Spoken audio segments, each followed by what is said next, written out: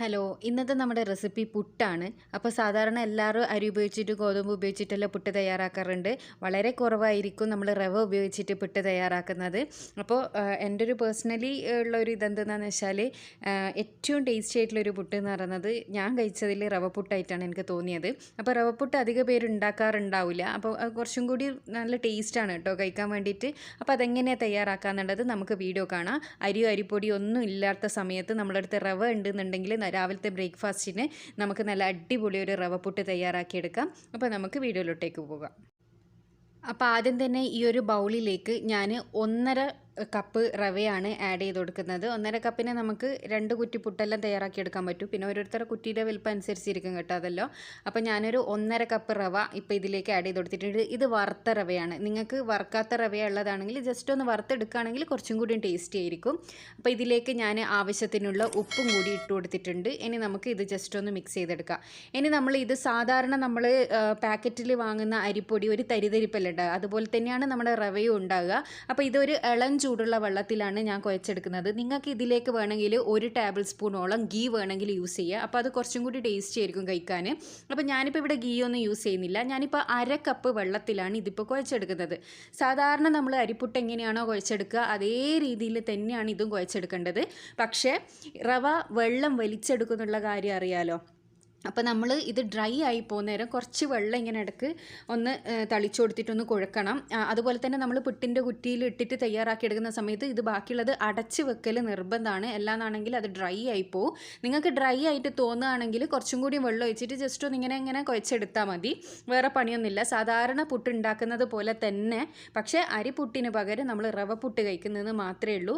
പിന്നെ അരിപ്പുട്ടിനേക്കാളും കുറച്ചും കൂടി സമയം വേണം ഇത് വെന്ത് കിട്ടാൻ വേണ്ടിയിട്ട്. അപ്പോൾ ഇത് ഞാൻ നന്നായി കുഴച്ചെടുത്തിട്ടുണ്ട് കേട്ടോ.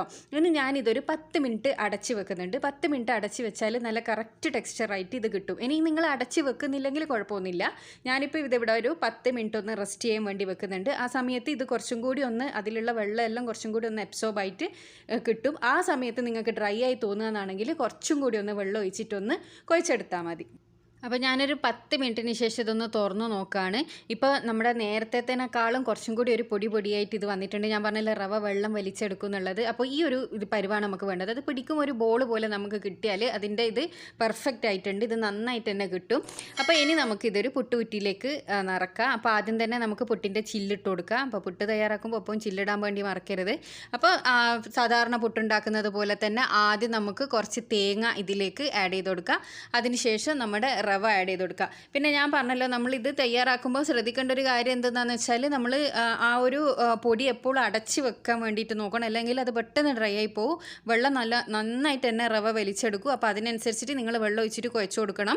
പിന്നെ കുഴച്ച് കഴിഞ്ഞതിന് ശേഷം നിങ്ങൾക്ക് അതിൻ്റെ പരുവം ശരിക്കും മനസ്സിലാണെന്നുണ്ടെങ്കിൽ ഞാൻ നേരത്തെ കാണിച്ചു തന്നതുപോലെ ഒന്നിങ്ങനെ പിടിച്ച് നോക്കുമ്പോൾ ബോൾ പോലെ നിൽക്കുന്നുണ്ടെന്നുണ്ടെങ്കിൽ അത് നല്ല കറക്റ്റായിട്ട് തന്നെ നിങ്ങൾക്ക് കിട്ടും. പൊടിഞ്ഞൊന്നും പോവാണ്ട് കിട്ടും.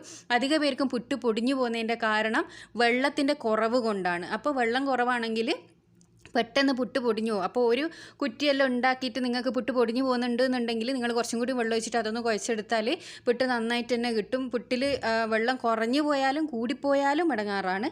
അപ്പോൾ അതിനനുസരിച്ചിട്ട് നിങ്ങൾ കുഴച്ചെടുക്കണം. കുഴക്കുമ്പോൾ ഒന്ന് പിടിച്ച് നോക്കി ബോൾ പോലെ കിട്ടുന്നുണ്ടെങ്കിൽ നിങ്ങൾക്ക് കുഴക്കൽ നിർത്താം. അതാണ് അതിൻ്റെ പരുവം.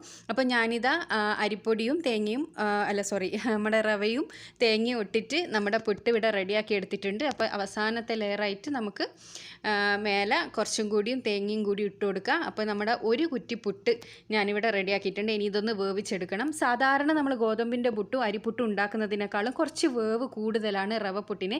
ഏകദേശം ഒരു 15 മിനിറ്റിൻ്റെ ഉള്ളിൽ, 15 മിനിറ്റിൻ്റെ മേലെ എന്തായാലും ആണ്ട്. അപ്പം കുറച്ചും കൂടി ഹാർഡായി പോകും പുട്ട്. ഒരു 15 മിനിറ്റ് നമുക്കിതൊന്ന് സ്റ്റീം ചെയ്തെടുക്കാം. 15 മിനിറ്റിൻ്റെ ഉള്ളിൽ തന്നെ നമുക്കിതൊന്ന് നോക്കാം. അതായത് ആവി വന്നതിന് ശേഷം ഒരു 5 മിനിറ്റ് കൂടുതൽ നിങ്ങൾ വെച്ചാൽ മതി. അപ്പോൾ ഞാനിത് അടുപ്പത്തേക്ക് വെച്ചിട്ടുണ്ട്. അപ്പോൾ ഒരു മീഡിയം ഫ്ലെയിമിൽ ഞാൻ വെച്ച് കൊടുത്തിട്ടുണ്ട്. അപ്പോൾ പുട്ടുകുറ്റിയിൽ വെള്ളം വെക്കാനൊന്നും മറക്കരുത്. അപ്പോൾ ഒരു 15 മിനിറ്റിന് ശേഷം നമുക്കിത് നോക്കാം. അപ്പോൾ ഇത് ഏകദേശം ഒരു 15 മിനിറ്റിന് ശേഷം ഇതിൻ്റെ മേലെ നിന്ന് ആവിയൊക്കെ വരുന്നുണ്ട്. അപ്പോൾ ആവി വരുന്നത് നിങ്ങൾ കാണുന്നുണ്ടാവും. ഞാൻ പറഞ്ഞല്ലോ, ആവി വന്നതിന് ശേഷം ഒരു 5 മുതൽ 8 മിനിറ്റ് വരെ വെച്ചാൽ നിങ്ങൾക്കിത് കറക്റ്റായിട്ട് കിട്ടും.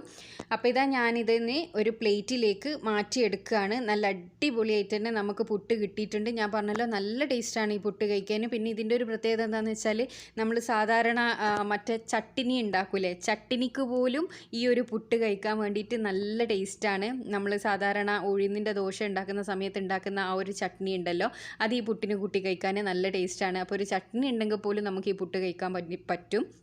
അതാണ് ഇതിൻ്റെ ഒരു പ്രത്യേകത. ഏത് കറീൻ്റെ കൂടിയും ഇത് നമുക്ക് സെർവ് ചെയ്യാം. അപ്പോൾ ഞാനിവിടെ കടലക്കറീൻ്റെ കൂടിയാണ് ഇത് സെർവ് ചെയ്യുന്നത്. അപ്പോൾ ഈ ഒരു റെസിപ്പി ഇഷ്ടമായെങ്കിൽ ചാനൽ സബ്സ്ക്രൈബ് ചെയ്യാൻ മറക്കരുത്. ട്രൈ ചെയ്തതിന് ശേഷം അഭിപ്രായം അറിയിക്കാനും മറക്കരുത്.